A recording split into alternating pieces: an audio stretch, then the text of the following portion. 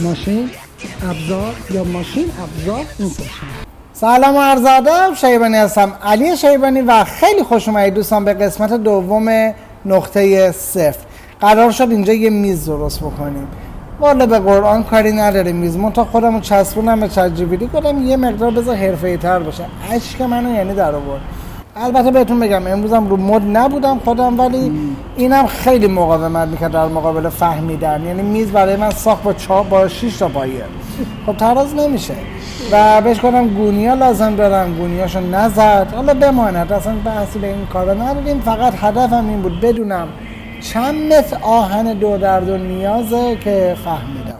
از یه طرف دیگه بهش گفته بودم یه لیست به هم بده برای کارگاه، هر آنچه که فکر میکنی نیازه. یه لیست بلند بالا داره، یعنی خدا تومن بکنم هزینه اینا بشه. حالا بماند، فعلا شروع کردیم ببینیم چه حاله. فکر میکنید ابزاری نیازه؟ کامنت بکنید ببینیم چت جی پی تی کدوما رو اشتباه داده کدوما رو درست داده. و دمتون گرم. بریم ببینیم فکر میکنید چی میخوایم بسازیم.